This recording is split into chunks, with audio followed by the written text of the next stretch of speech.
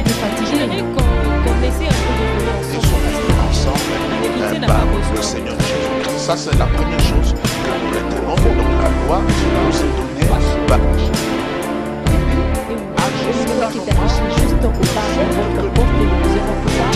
Ça me fait plaisir de vous voir recevoir vos questions, vos suggestions. La bonne nouvelle, Jésus est nous séjour à la nation du Père, il s'est pas là. Et nous a rendu participants Père. Et moi, j'aime bien, c'est la bonne nouvelle de son papa.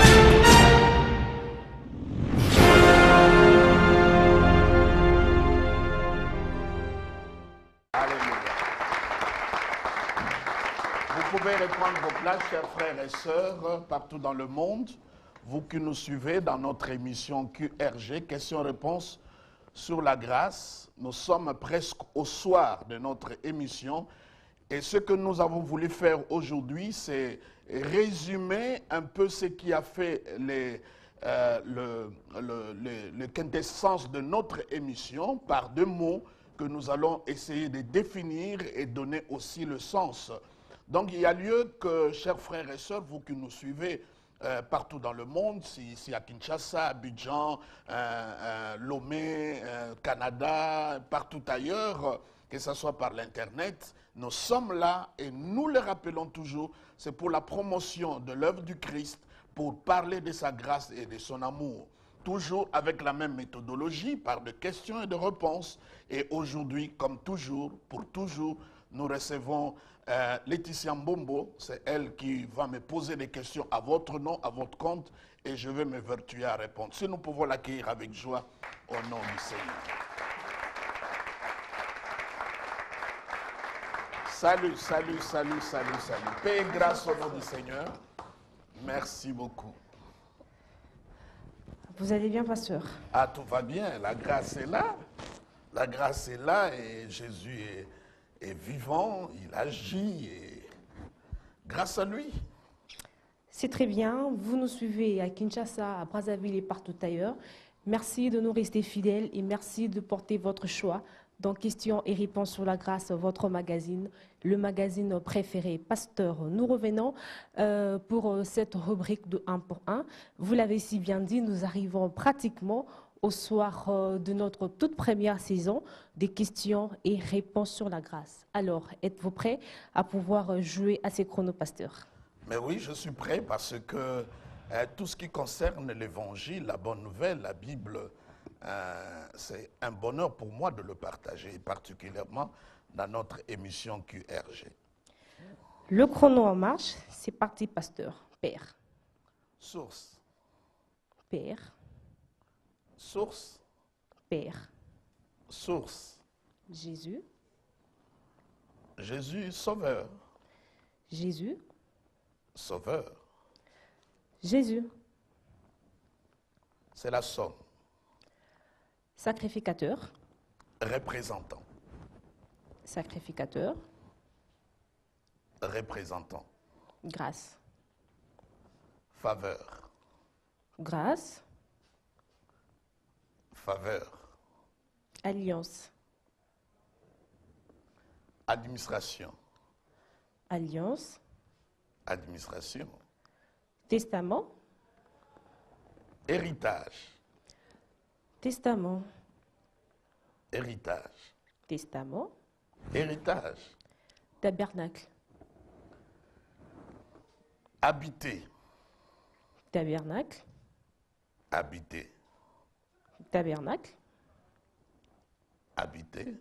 Serment. Indissoluble. Serment. Indissoluble. Serment. Indissoluble. Digne. Capable. Digne. Capable. Rémission. Rémission, le mot qui me vient, c'est annulation. Rémission. Annulation. Rémission. Annulation. Expiation. Expiation, couvrir. Expiation. Couvrir. Foi. Vie. Foi. Vie. Foi. Vie. Très bien dit. Merci, pasteur. Merci à vous qui êtes branchés et connectés dans questions et réponses sur la grâce. Une fois de plus, bienvenue à vous. Pasteur, vous avez bien défini le mot. Vous l'avez en tout cas dit. Et moi, je me pose tout de suite la question de savoir pourquoi, Père, vous faites allusion à la source. En fait, lorsque un mot est prononcé, l'image ou le mot qui retentit dans mon esprit, c'est ce que je vous communique. Donc je ne définis pas le mot comme tel, mais plutôt ce que je ressens dans les tréfonds, sous-sol de mon cœur, c'est ce que j'exprime. Ce que représente pour moi et pour beaucoup d'autres personnes, nos téléspectateurs. Lorsque je parle de Dieu comme source, c'est d'abord pour comprendre que la nouvelle alliance, l'alliance que nous avons avec Dieu par Jésus-Christ, c'est la plus grande révélation qu'il nous a apportée. Parce que, même si nous regardons l'humanité, personne n'existe par lui-même. Nous existons parce qu'il y a eu des pères qui nous ont engendrés. Et là, quand nous parlons de Dieu, je vois qu'il est la source de tout. C'est lui qui m'a engendré en Jésus-Christ. Par lui, par Christ, je suis devenu enfant de Dieu. Par la nouvelle naissance, à cause de la parole incorruptible que j'ai reçue, je deviens frère de Jésus-Christ. Et Jésus-Christ, par sa résurrection, fait de moi un héritier. Et l'Esprit de Dieu en moi ne me convainc pas d'autre chose, mais convainc que je suis enfant de Dieu. Et la Bible dit, son Esprit crie en nous, Abba Père, le Père pour lequel nous appartenons. Et c'est là où aussi, Laetitia, quand vous lisez les évangiles, les pharisiens, les religieux, s'il y a quelque chose qui choquait dans leur relation avec Christ, c'est chaque fois que Jésus-Christ pouvait dire que lui et le Père, ils sont un, ou bien il a un peur. Ça les choquait, pas autre chose. Il dit, nous croyons à tes miracles, mais ce que nous ne croyons pas, parce que tu estimes que Dieu est ton Père. Et ça, c'est la plus grande révélation. Aujourd'hui, que ce soit les prières, que ce soit tout ce que nous faisons comme chrétiens, nous devons les bâtir autour de cette révélation. C'est comme cela, quand Jésus-Christ répond à cette question de ses disciples, comment nous devons prier, il commence par dire « Notre Père qui est dans le ciel ». Donc toi, tu es la source de la bénédiction, du salut, de la grâce, de la délivrance, de la guérison, tout ce qui existe, c'est lui la source. Donc, aussi longtemps que tu es avec lui, même quand tu as perdu, tu n'as pas perdu pour toujours parce que la source est toujours là. Donc Dieu est notre source. Et c'est là qu'il faut comprendre, Jésus, lorsqu'il est venu sur terre, avant d'aller à la croix, les gens doivent poser la question, mais pourquoi il était là sur terre? Pourquoi pas aussitôt qu'il est venu, il est allé directement à la croix pour mourir? C'est simplement quand Jésus est venu, il a voulu nous révéler le cœur du Père. Il voulait montrer Dieu pas comme créateur, pas simplement comme le Dieu puissant d'Israël, qui, par sa force, a séparé la mer Rouge, mais le Seigneur voulait leur amener à une relation beaucoup plus profonde. Cette relation, les enfants d'Israël n'avaient pas cela, parce que la Bible montre que sous l'ancienne alliance, les enfants d'Israël, c'était des serviteurs de Dieu, mais dans la nouvelle alliance, à cause du Christ, nous, Dieu, c'est notre Père.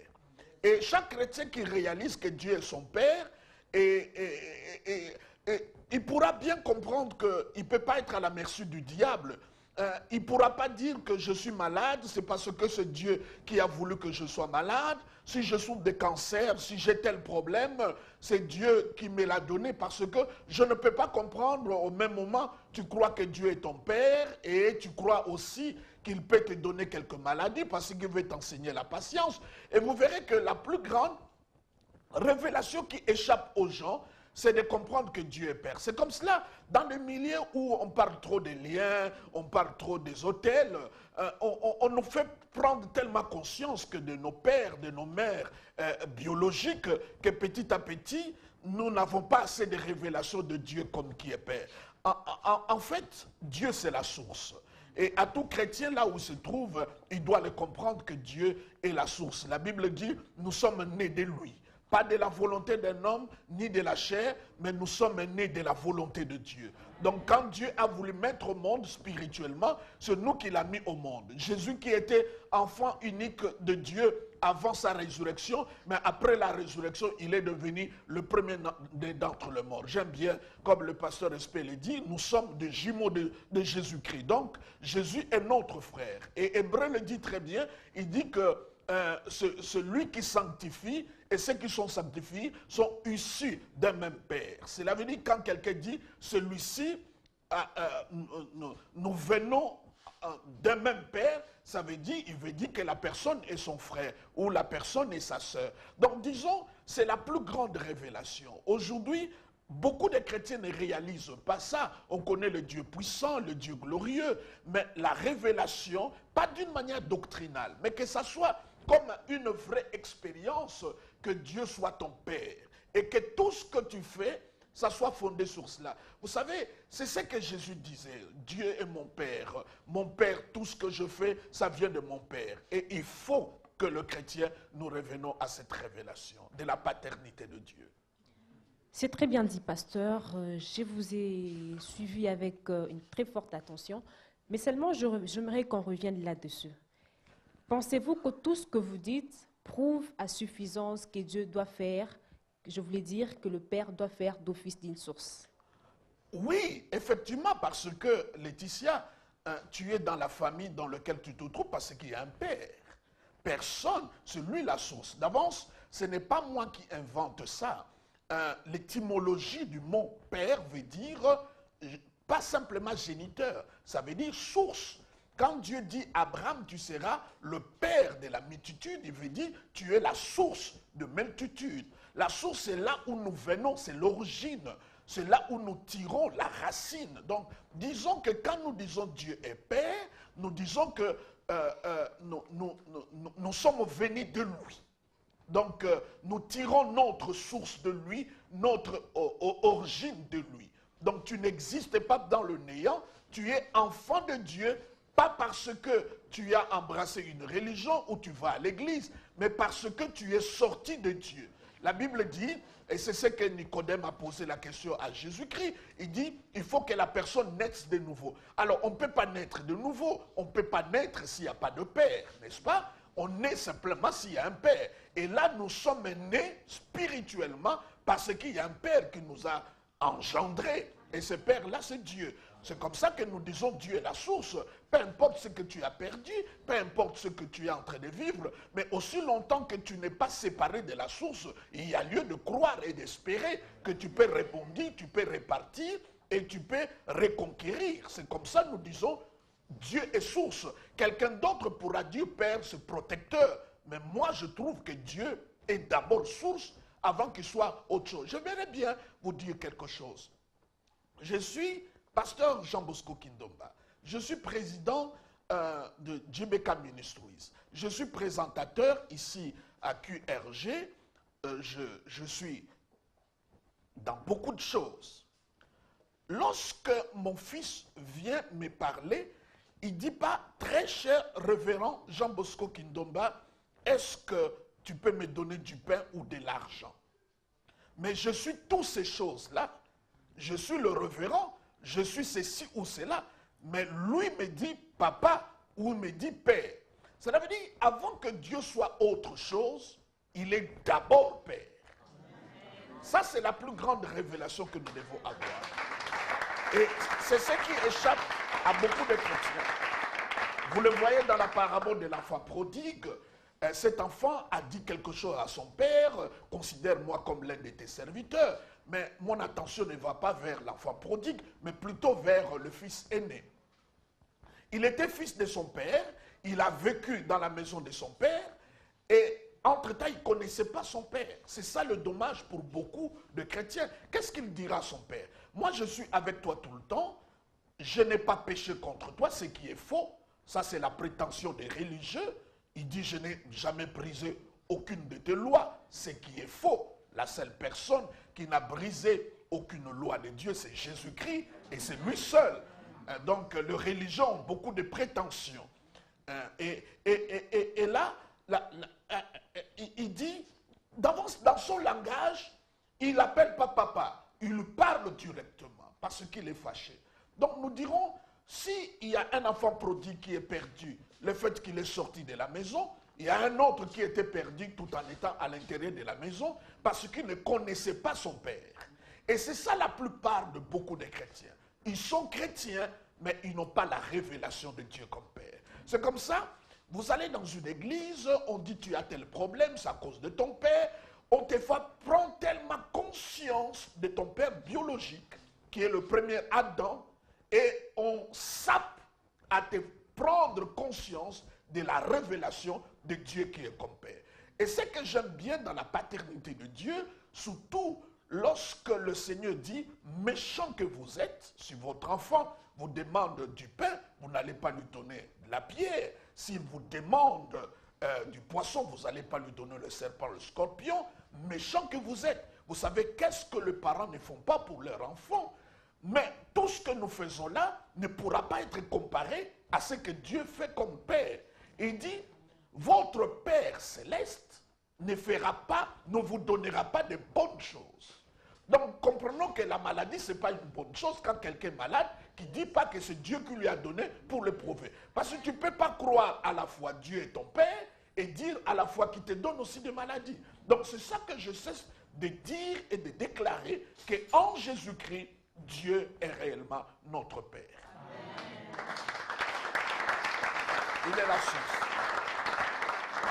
Alors, pasteur, c'est vrai que vous avez eu le mot Jésus et vous avez tout de suite fait allusion au Sauveur. Qu'est-ce qui fait que Jésus soit ou fait allusion au Sauveur? Là-dessus, il y a quelque chose que le Saint-Esprit m'a mis à cœur. Vous savez, le diable créé par Dieu, il a vécu avec Dieu dans l'éternité et lorsqu'il a péché par orgueil, Dieu l'a chassé dans son royaume et le diable est venu sur terre, il a séduit la femme, il les a manipulés et un jour on va parler de la profondeur du péché d'Adam et Ève qui n'est pas simplement le fait de manger le fruit, mais c'était la haute trahison. Cela veut dire qu'ils ont accepté la parole du diable au lieu d'accepter la parole de Dieu.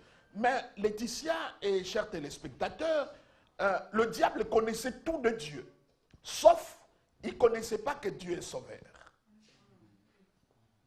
Parce que quand il a quitté le ciel, vous dites qu'il n'a jamais vu Dieu, pasteur, au même moment, vous dites qu'il ne savait pas qu'il était sauveur. Oui, comme créature, parce que le diable est limité, ce n'est pas l'opposant égal de Dieu. La Bible dit, personne ne peut connaître les choses de Dieu si ce n'est que par son esprit. Et comme le diable n'a pas l'esprit de Dieu, il ne connaît pas les choses de Dieu en profondeur. Disons simplement que lorsqu'il a quitté le ciel, il n'a jamais vu Dieu dans sa dimension de sauveur. Il le connaissait dans sa dimension de créateur, dans sa dimension de tout ce qu'il pouvait faire. Mais sauveur, ça l'a échappé. J'ai toujours cru que s'il savait que Dieu était sauveur, il n'allait pas s'hasarder à séduire Ève et Adam jusqu'à désobéir à la parole de Dieu. Donc, la dimension du sauveur me frappe beaucoup. C'est ça qui me pousse à dire, il y a des dimensions de Dieu que le diable ne connaît pas, ne comprend pas et il ne comprendra jamais. Il faut que le chrétien les comprenne. Alors, lorsque Adam et Ève pêchent, Dieu commence sa démarche pour sauver l'homme. Il donne déjà la promesse. Et vous voyez les prophètes, le tabernacle, tout ce qui arrive, c'est le plan de Dieu, c'est l'administration de Dieu. Mais le comble de tout ça, c'est lorsque Jésus-Christ arrive. Parce que Dieu a dit à l'homme, le jour que tu mangeras le fruit, tu mourras. Et comme Dieu est juste, il ne peut pas laisser le péché impuni. Et Dieu est saint, il ne peut pas toucher ce qui est impur, ce qui est péché. De l'autre côté, Dieu est amour. Il doit venir à l'aide de l'homme. Donc tous ces trois attributs de Dieu étaient mis ensemble. La justice qui l'ordonne à punir l'homme et la sainteté, il ne faut pas le toucher parce qu'il y a quelque chose en lui qui n'est pas bon et l'amour le pousse. Alors tout ça s'est mis ensemble et Dieu a trouvé à la personne de Jésus quelqu'un qui pouvait satisfaire à la fois sa sainteté, sa justice et son amour. Et celui-là, c'est le substitut, celui qui a pris notre place, il est allé à la croix. À la croix, il fait la démonstration. La manière dont Jésus-Christ a été frappé, vous le voyez dans Ésaïe 53, pour montrer comment Dieu est sévère et comment il a puni le péché. La Bible dit, le châtiment qui nous donne la paix est tombé sur lui. Dieu a trouvé plaisir de le frapper. Deuxièmement, sa sainteté aussi a trouvé la réponse parce que lorsque Jésus s'est fait pécher, Dieu l'a tourné le dos et il s'est éloigné et Jésus a dit « Eloi, Eloi, Eloi, lama sabachthani » mon Dieu, pourquoi m'as-tu abandonné ?» Au même moment, c'était la manifestation de l'amour parce que le prix qui a été payé pour nous sauver, c'était le prix le plus élevé. Donc nous disons que Jésus-Christ est sauveur. Et quand nous disons sauveur, chacun de nous pourra répondre à son tour, sauveur en quoi? Pas simplement du péché. Il y en a ceux qui l'ont sauvé de maladies, il y en a d'autres de malédictions, il y en a d'autres des accidents, il y en a d'autres des envoûtements, il y en a d'autres des pressions diaboliques et sataniques, il y en a d'autres de complots. Et quel est, pasteur, sa dose exagérée des sauveurs? Pardon? Quelle est sa dose qui va au-delà d'être sauveur? Non, mais tout ce qui est en Dieu est parfait dans ses perfections. Ça veut dire, Dieu est parfait dans ses perfections. Il n'y a pas de limite. Tout ce que Dieu fait est sans limite. Quand Dieu sauve, il sauve. C'est comme ça, j'aime bien cette histoire dans les évangiles. Lorsque les enfants d'Israël, c'est une image, devaient être sauvés du joug de Pharaon, parce que Pharaon, c'est l'image de Satan. La Bible dit, à chaque porte, on a placé du sang sur les linteaux, qui me fait montrer que le sang est au-dessus. Mais j'aime bien la recommandation du Seigneur. Il dit, chaque famille devait tuer un agneau. Et qu'est-ce que la Bible dit? Lorsque la famille est petite, l'agneau doit être partagé avec les autres familles. Donc ça, c'est un principe. Jamais l'agneau sera petit et que nos besoins soient plus grands. Nos besoins seront toujours petits et l'agneau sera toujours petit. Ça, c'est très important pour nous de comprendre que nous avons un Dieu qui a des solutions qui manquent de problèmes. Et ça, c'est extraordinaire. C'est comme ça, il a dit, rien n'est impossible à celui qui croit. Donc, il est tout à fait important de comprendre, quand je dis, oh, Jésus m'a sauvé, c'est tout un programme. Il m'a sauvé de beaucoup de choses. Il y en a d'autres. Il était dans le coma. Et tous les pronostics de médecins, c'était la mort. On attendait qu'il meure. Et la personne sort du coma, celui-là. Jésus-Christ l'a sauvé du coma. Cela veut dire, quand je dis Jésus est mon sauveur, je dirais, vous ne savez pas en quoi il m'a sauvé. Chacun de nous est libre de dire en quoi Jésus-Christ l'a sauvé. Il m'a sauvé du divorce, il m'a sauvé des accidents et de beaucoup d'autres choses. Donc, Jésus est mon sauveur et il n'y en a pas d'autre. Et aucune religion, à part le chrétien, qui peuvent dire qu'ils ont un Seigneur, ils ont un leader, ils ont un timonier, ils ont quelqu'un qui est leur tête affiche, qui est sauveur. Les autres sont des prophètes, sont des maîtres, sont des philosophes, sont des penseurs. Nous sommes le seul dans tout le monde entier qui ont un Seigneur qui est sauveur. Et c'est Jésus. On reste là, pasteur. Vous le dites très bien. Vous l'avez encore dit pendant votre exposé. Vous avez dit que nous avons un sauveur qui a des solutions, mais qui, en tout cas, en principe, les problèmes ne se présentent pas. Vous êtes d'accord avec moi que vous l'avez dit, Je pasteur? dis les problèmes se présentent, mais ils les absorbent. En fait, lorsque Dieu veut déjeuner, Vous entre permettez que guillemets... j'achève, pasteur? Oui, oui. Alors, moi, je me dis, c'est vrai que Dieu a des solutions qui manquent de problèmes. Pendant que nos frères et sœurs sont en train de mourir, pendant qu'il y a des gens qui meurent de maladies. Et qu'en fait-il avec ces solutions qui, justement, manquent de problèmes? Oui, Jésus-Christ a tout rendu disponible. Je l'ai toujours dit, les gens ne sont pas sales parce qu'ils n'appliquent pas du savon. Mais c'est parce qu'ils n'appliquent pas le savon. Le salut est disponible. Il faut accepter Jésus-Christ pour que tu puisses expérimenter le salut qui vient de lui. Juste l'accepter, pasteur. Pardon? Juste l'accepter. Juste l'accepter. Vous savez, j'aime bien la simplicité de l'évangile. Juste le fait de, oh Jésus, entre dans mon cœur. C'est fini. Tu crois dans ton cœur, tu le convaincs de ta bouche, il entre et tu es sauvé. Complètement. Complètement. Pasteur, pourquoi représentants en lieu et place de sacrificateurs? Oui, là c'est quelque chose de fondamental. Lorsque vous me parlez du mot sacrificateur, ce qui éblouit ma pensée et qui prend tout mon être, c'est de comprendre que Jean Bosco, tu as un représentant. En fait, la notion du sacrificateur a commencé quand? Disons depuis l'ancien temps, mais à un moment particulier, lorsque Dieu donne la loi aux enfants d'Israël et que Moïse descend de la montagne et que le peuple désobéit au premier commandement qui se trouvait sur la table de la loi, tu n'auras pas un autre Dieu devant ma face, et que eux ils avaient un veau d'or qu'ils ont appelé leur Dieu, et Moïse a brisé ces tables de loi. Et maintenant, Dieu devait lui donner encore de nouveaux tables. Cette fois-ci, c'est Moïse qui a porté et Dieu a écrit. Et il va mettre à côté de cela une provision. Quelle a été la provision? À côté de ces tables de loi, Dieu va lui donner le sacerdoce. Quand nous parlons de sacerdoce, nous parlons du souverain sacrificateur. Va lui donner le tabernacle et va lui donner le sacrifice. En d'autres termes, Laetitia, ça veut dire, c'est comme dans nos villages, lorsque vous avez un problème avec les esprits de nos ancêtres, il y a quelqu'un qu'on appelle comme prêtre. Et celui-là est intermédiaire entre les gens du village et les esprits. Mais ici, c'est comme le diable, c'est le singe de Dieu. Il a singé, il a imité Dieu dans le négatif.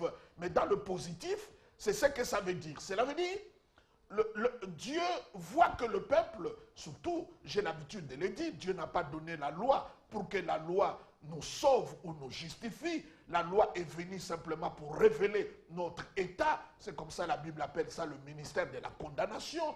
La Bible dit que la loi, c'est pour nous fermer la bouche. La loi nous amène à notre propre fin. Donc personne, ni même Moïse, ni qui que ce soit, pouvait bien obéir à toute la loi. C'est comme ça que Dieu de l'autre côté donne une issue de sortie, une porte de secours. Il donne le souverain sacrificateur qui devient représentant du peuple.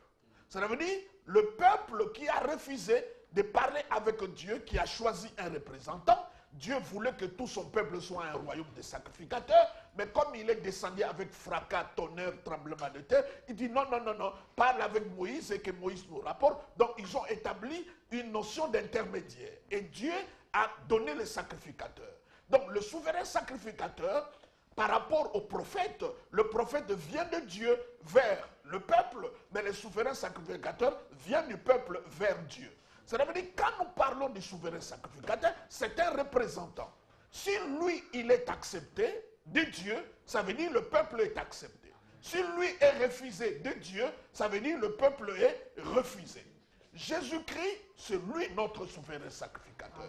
Il est entré dans le tabernacle parce que le sacrificateur devait travailler dans le tabernacle qui était terrestre. Et chaque fois, on devait changer de souverain sacrificateur, parce qu'il pouvait être sujet à la vieillesse, à la maladie, à beaucoup des imperfections. Mais là-dessus, qu'est-ce qu'il arrive? Jésus, comme souverain sacrificateur, il va aller dans un tabernacle qui n'est pas fait de main d'homme, ni avec le sang de bouc et le sang des agneaux. Il va aller avec son propre sang dans ce tabernacle céleste. Parce que le tabernacle terrestre, c'était simplement l'imitation du véritable tabernacle qui était dans le ciel. Alors quand Jésus est entré, comme aussi le souverain sacrificateur dans l'Ancien Testament, qui avait ses habits sacerdotaux, et sur ces habits-là écrit tout le nom des enfants d'Israël. Donc quand le souverain sacrificateur entre, la première chose que Dieu voit, il voit la plaque qui était, on appelle ça pectorale, sur la poitrine, et là-dessus il y a tout le nom des enfants d'Israël, et on ne dit pas écrit, mais on dit gravé. Ça veut dire, et dans le cœur, le lieu de l'amour. Donc, quand Dieu regarde, il ne voit pas Jésus. Il te voit Laetitia, il voit Jean Bosco, il voit Antoine, il voit telle sœur, il voit telle personne. Et parce que le souverain sacrificateur ne va pas en son nom. Donc ça veut dire Jésus-Christ, quand il est allé au ciel, il n'est pas allé en son propre nom, mais il est allé en notre nom. Si lui est accepté, moi aussi je suis accepté.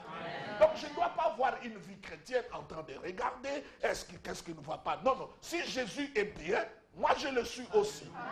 Cela veut dire, c'est comme j'ai l'habitude de le dire. L'obéissance du Christ, c'est notre racine, et mon obéissance, c'est le fruit. Donc il est important que toute notre foi soit fondée. C'est comme ça la Bible dit que nous ramenons toutes pensées captives. Toute notre pensée captive. Pas au diable, pas aux démons, pas aux liens, pas aux autels, mais toute pensée captive à l'obéissance. Pas à Christ, mais de Christ. Ce que Jésus-Christ a fait. Donc aujourd'hui, tel que nous sommes là, Laetitia, les informations n'ont pas changé. Le Saint-Esprit continue à nous dire que Jésus-Christ, il est assis à la droite du Père, pas en son nom, mais il est assis là à notre nom. Et si lui, il est à la droite du Père, vainqueur, nous le sommes aussi. La Bible dit les principautés, les autorités sont sous ses pieds. Ça veut dire les principautés, les autorités sont aussi sous notre pied. Parce que lui, il est la tête, nous sommes le corps. Vous ne pourrez jamais me dire que tu vois une tête qui n'a pas de corps, ou tu vois un corps où il n'y a pas de tête. Là où il se trouve, c'est là où nous sommes. Vous savez ce que la Bible dit? La Bible dit quelque chose de fort, il dit, tel qu'il est, pas tel qu'il était, ni dans les évangiles, tel qu'il est présentement que nous parlons, tel que nous sommes dans ce monde. Pasteur, vous l'avez bien dit, assis à la droite du Père. Je me pose et je réfléchis à haute voix, pasteur. Il est assis à la droite du Père, c'est vrai que c'est un représentant. Alors j'aimerais, puisque vous êtes les mélodies à pouvoir nous parler de ces sujets, pasteur, dites-nous, il est représentant pour quelle catégorie de personnes à la droite du Père? Oui, il représente tous ceux qui l'ont accepté comme sauveur et Seigneur. Amen. Il est important de le savoir. Parce que ce que j'aime bien avec Jésus-Christ par rapport au diable, au démon, le diable et le démon, lorsqu'il vient dans la vie de quelqu'un, il ne sollicite pas, il s'impose. Mais Jésus sollicite. Je me tiens à la porte et je frappe. Vous voyez? Cela veut dire qu'il faut l'accepter. Il ne s'impose pas. Il dit, le royaume de Dieu est semblable à des graines qu'on a jetées. Quelle que soit la puntacité de la graine ne s'impose pas de la terre. Il faut que la terre soit propice. Il faut que la terre soit fertile pour que cela porte de fruits. Donc il est important de comprendre, c'est si simple que ça. Nous passons à côté de la simplicité des choses. Si tu l'acceptes simplement, tu dis, Seigneur Jésus-Christ, j'ouvre mon cœur. Je crois que tu es mort et que tu es ressuscité pour moi. Il entre dans ton cœur, automatiquement tu es sauvé et il devient ton république. Je serai d'accord avec vous, pasteur, que vous me dites en lieu, place de faveur. Je serai tout de suite d'accord avec vous que vous me dites gratuit. Je vous ai posé la question sur la grâce. La grâce, Laetitia, c'est un mot qui me fait rebondir. Et c'est un mot qui retentit comme un écho, une mélodie qui ne finit jamais dans les tréfonds de mon cœur. Quoi que je dors, quoi que je marche, quand je pars, c'est la grâce. La grâce, c'est mon dada. La grâce, ce n'est pas une doctrine. Ce n'est pas un enseignement. La grâce est une personne. C'est comme cela. Personne ne peut parler de la grâce si cela ne pointe pas vers Jésus.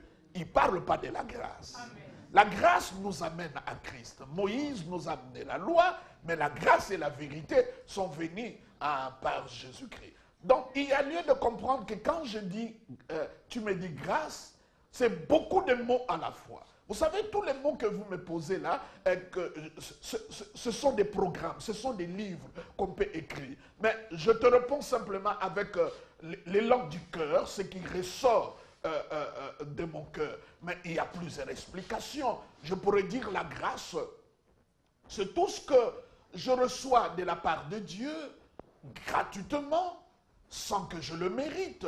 C'est une faveur pour laquelle je travaille pour le gagner comme un salaire. Ce n'est pas une récompense. La grâce est là où moi je ne peux rien faire, que Dieu peut tout faire pour moi. La grâce, ce n'est pas un ajout que moi j'essaye par mes jeûnes et par mes prières de gagner quelque chose. Et si je n'obtiens pas, c'est comme ça que je tourne vers la grâce. La grâce, c'est alpha et oméga. La grâce, c'est Jésus. La Bible dit tout ce que Dieu fait, c'est pour la louange et la gloire de sa grâce.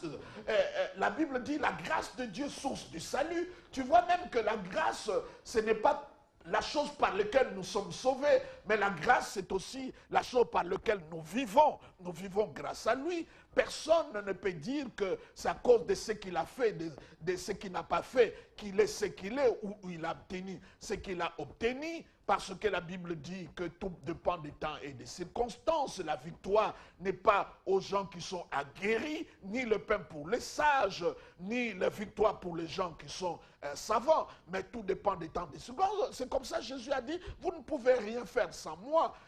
Ça veut dire, je ne peux même pas mouvoir mon doigt sans lui. Faisant un tour à l'hôpital, voir des gens qui sont dans le coma, qui ne peuvent rien faire. Ça veut dire, si nous amenons nos cœurs à ce niveau-là, que je ne peux rien faire sans lui, c'est comme ça la Bible dit, maudit l'homme qui se confie à l'homme. Cet homme-là, ce n'est pas seulement le prochain, toi-même. La Bible dit, c'est lorsque tu te confies à ta chair. Aujourd'hui, les gens croient que par eux-mêmes, ils peuvent s'en sortir, mais c'est simplement la grâce. La grâce, c'est nous les personnes qui méritaient la mort, la condamnation, le châtiment, la punition. Mais à la place, Dieu, il a choisi de nous justifier, de nous donner le don de la grâce. La grâce, c'est un don, c'est une faveur. C'est comme quelqu'un qui a besoin de quelque chose, mais il n'a pas l'argent pour ça. Et on vient l'offrir. Cela, vous savez, aujourd'hui, ce qui m'étonne, c'est de comprendre qu'il y a des chrétiens qui croient à la grâce, qui nous sauvent, mais pour le mariage, ce n'est pas la grâce, c'est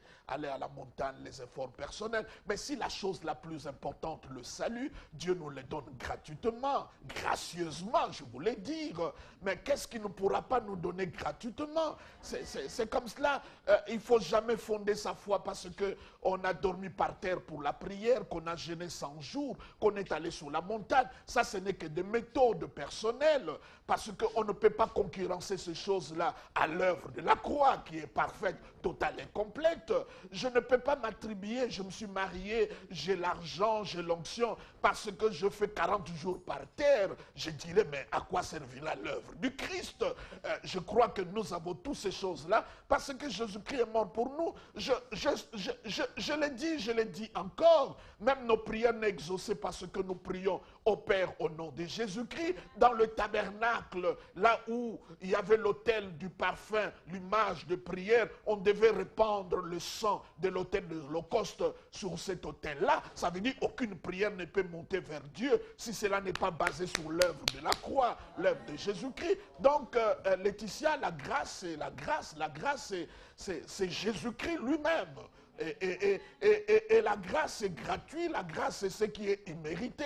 La grâce n'est pas une récompense, ce n'est pas un salaire. La grâce c'est le don de Dieu qui nous donne. Donc la grâce c'est vraiment la grâce. Je reste, pasteur, sur la grâce et la faveur. Vous avez tout de suite dit que la grâce c'est une personne et c'est la personne de Jésus. D'autre part, vous nous dites que la grâce c'est une faveur, c'est la gratuité, c'est tout ce que vous avez dit. Il y a du flou là, pasteur. En même temps, c'est une personne et en même temps, c'est une personne qui est gratuite ou il faudrait éclairer les téléspectateurs, pasteur? Quand vous parlez, par exemple, le président de la République, c'est à la fois une personne et à la fois une institution. Ça veut dire que celui qui vient après lui est président. Ce qui ne tient pas, pasteur, c'est le fait que ça soit une personne, oui, au même moment, mais que ce soit une personne gratuite. Non, non, Jésus est gratuit. Qu'est-ce que tu pourras donner pour avoir Jésus? Jésus est gratuit. Mais je ne dis pas qu'il est moins cher. Ça ne veut pas dire le fait que c'est gratuit, c'est moins cher. Non, non. Si par exemple tu es devant un concessionnaire et que tu trouves une belle voiture, je ne donne pas la marque pour ne pas faire une publicité gratuite, et que tu as apprécié la voiture, mais tu regardes dans tes poches, tu gagnes que 90 dollars et la voiture coûte 120 000 dollars. Oh, tu dis, oh là là, comment je peux en avoir? Et quelqu'un qui vient là, qui dit, moi je vais t'offrir ça. C'est une grâce, n'est-ce pas? Tu as pu obtenir ce que tu ne pouvais pas avoir par toi-même. Est-ce que ça veut dire que la personne qui t'a donné, lui, n'a pas travaillé? Il a travaillé. Donc ça ne veut pas dire que c'est gratuit, que c'est moins cher. Non, c'est gratuit parce que Dieu est tellement riche qu'il ne peut rien vendre et nous sommes tellement pauvres qu'on ne peut rien acheter. Oui, c'est très bien dit, pasteur. Vous nous prenez en cours, fidèles téléspectateurs. Merci d'avoir choisi Questions et réponses sur la grâce, le magazine qui vous permet d'en savoir plus en ce qui concerne, je précise, le message de la grâce, ses avantages et encore avoir plus d'éclaircissement en ce qui concerne ces messages. Vous voulez entrer en contact avec la grande équipe des questions et réponses sur la grâce, n'hésitez pas de nous appeler au numéro affiché juste au bas de votre poste téléviseur ou encore nous écrire au www.jb4rubino.com. Je reviens à vous, pasteur. Cette fois-là, c'est l'alliance. Vous me dites administration. C'est étonnant. Je Vous pouvais l'avez dit, dire pacte, pasteur. je pouvais dire accord. Je serais d'accord avec vous que vous me dites convention. pacte. Oui, je pouvais dire convention, accord, je pouvais dire contrat, je pouvais dire arrangement. Et pourquoi dire administration? Mais j'ai trouvé que tous ces mots-là sont très beaux, mais on doit l'enfermer sur quelque chose. C'est comme ça que je parlais de l'administration. L'administration, c'est toutes les activités que dans un État qui sont là pour répondre aux besoins de la population. C'est ce qu'on appelle l'administration. Et souvent, l'administration est attachée à l'exécutif. Dieu, dans son programme de la rédemption, il a eu une administration. Cela veut dire, tout ce que Dieu fait comme activité, service pour le salut et pour le bien-être de l'homme, il a mis ça dans une administration où lui-même est l'administrateur. Et cette administration, je l'appelle alliance, dans laquelle il y a le contrat, il y a le pacte, il y a le serment, il y a le salut, il y a tout ça. C'est comme ça, vous verrez même que les enfants d'Israël, lorsqu'ils étaient en Égypte, la Bible dit, à cause de leur cri plutôt, Dieu s'est souvenu de son alliance. Donc, ils ne sont pas sortis de l'Égypte d'une manière tout à fait comme cela, sporadique, mais c'est dans un cadre. Et ce cadre-là, c'est ce que nous appelons alliance. Donc, il y a lieu de comprendre chrétien, c'est un pacte, c'est vrai, c'est un contrat, c'est une convention, c'est un arrangement. Et j'aime bien le préciser, quand Dieu parle de l'alliance, il ne dit pas notre alliance, il dit mon alliance, parce que l'alliance avec Dieu, c'est une alliance qui est pas bilatérale, ce n'est pas entre deux personnes, mais c'est unilatéral. C'est Dieu qui a pris l'initiative de faire alliance avec nous. Donc, Laetitia, tout ce qui concerne notre marche avec Dieu, par Jésus-Christ, Dieu l'a mis dans le cadre de l'alliance. C'est comme cela. Il y a l'ancienne alliance et il y a la nouvelle alliance. Et la confusion, c'est quoi aujourd'hui? Vous le voyez dans l'épître Paul aux Galates, vous le voyez aussi dans son épître aux Hébreux, en train de faire la différence entre l'ancienne alliance, qui était l'image, et la nouvelle alliance, qui est la réalité. Aujourd'hui, malheureusement, beaucoup de chrétiens ne savent pas que nous sommes dans un nouveau contrat, dans une nouvelle administration. Et dans cette nouvelle administration, les choses ont changé. Ça veut dire qu'on ne pourra plus parler le fait que, par exemple, que tu es chrétien, que tu es dans le lien ou tu es dans telle autre chose. Parce que dans l'administration dans laquelle nous nous trouvons, dans le contrat, dans le pacte que nous nous trouvons, dans ces intitulés, dans ces articles, nous ne voyons pas des articles qui stipulent que tu peux être dans cette alliance, dans ce contrat-là, et être envoûté ou être lié. Et quand ce n'est pas dans le contrat, cela ne te concerne pas. Moi, je suis congolais de la République démocratique du Congo. Si j'ai un problème, on ne va pas me juger par rapport aux lois de la République du Congo-Brazzaville. On me jugera ou on va me réglementer par les lois de la République démocratique du Congo. Donc quand je suis dans la nouvelle alliance, sinon nous dirons pourquoi Jésus-Christ est venu. Jésus-Christ est venu pour mettre cette ligne, pour mettre cette séparation entre l'ancienne et la nouvelle alliance. Les gens croient que l'ancienne et la nouvelle alliance n'est séparée que par la page qui est au milieu entre Matthieu et Malachie. Non, non, c'est vraiment deux choses diamétralement opposées. Deux choses différentes. Et j'aime bien les allégories que la Bible utilise. Il parle de Sarah, il parle d'Agar, il parle lorsque la loi était là. C'est comme tu étais marié à la loi, mais lorsque tu es mort, tu es divorcé à la loi, maintenant tu peux épouser notre mari, c'est la nouvelle alliance. Donc il y a lieu de comprendre que nous sommes dans une nouvelle administration. Et cette administration, nous appelons ça alliance. Tout ce qui est en dehors de cette administration, de cette alliance, ne te concerne pas. C'est comme ça que je dis à beaucoup de chrétiens, lisons le Nouveau Testament, lisons les épîtres, c'est là où nous allons trouver les explications. Parce que quand tu lis la Bible, en fait, c'est quoi? L'Ancien Testament, je pourrais dire que Dieu prépare le salut. Les évangiles, c'est le salut qui est vécu. Emmanuel, Jésus est avec nous. Dans les actes, le salut est en nous. Dans les épîtres, le salut est expliqué. Apocalypse, c'est le salut achevé. Mais il y a lieu, si tu veux avoir les explications de notre administration, lisez les révélations de l'apôtre Paul. Parce que lui, il a reçu des choses qui nous concernent.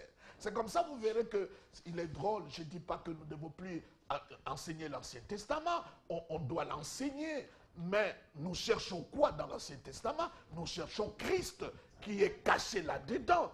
Mais ce n'est pas pour chercher autre chose. Donc, l'alliance, c'est une administration. C'est un pacte, c'est un contrat. Pasteur, fidèles téléspectateurs, nous arrivons pratiquement à la fin de ces numéros du jour. Mais avant de clore ces numéros, pasteur, c'est vrai, en parlant de l'alliance, avez-vous expérimenté quelque chose au travers de juste ces mots alliance dans votre vie? Personne ne peut s'engager dans une alliance, Laetitia, lorsqu'il n'y a pas des avantages. Personne. Le jour que j'ai ratifié mon alliance avec Dieu en acceptant Jésus-Christ, et je le fais chaque fois où je vais à la table de la Sainte Seine, de la communion, pour ratifier l'alliance, pour renouveler cela, ça m'apporte beaucoup de bonheur. Je viens de très loin. Lorsque je regarde sur le rétroviseur d'où Dieu m'a tiré, j'ai des larmes mélangées à la joie, au bonheur, simplement parce qu'il m'a tiré de beaucoup de choses. Je l'ai expérimenté. Je suis fort à cause de cela. Je suis ce que je suis, c'est à cause de cela. Mais ce qui est encore important aujourd'hui, que j'ai la révélation et la compréhension profonde de cela, ça me donne une paix hors pair, ça me donne une certitude, une assurance que je ne peux pas trouver ailleurs, ça me donne des convictions très fortes. Je ne suis plus quelqu'un qui vit dans les yo-yo, je vis dans des convictions. Je ne suis plus un chrétien qui est dans le sentiment, dans les opinions, mais je suis dans la révélation. Donc, c'est simplement parce que j'ai compris ces choses. Je n'ai pas encore fini de comprendre. Dieu continuera à me révéler. Mais je crois, avant et après la compréhension de ces choses, c'est deux moments quand même différents dans ma vie. Le peuple de Dieu vous suit, révérend Jean Bosco Kindomba. Une bénédiction pour eux. Que la grâce et la paix de Dieu abondent dans vos vies. Vous pouvez douter de tout, mais faites un effort de ne pas douter de l'amour de Dieu. En tout cas, j'aimerais bien répéter ça.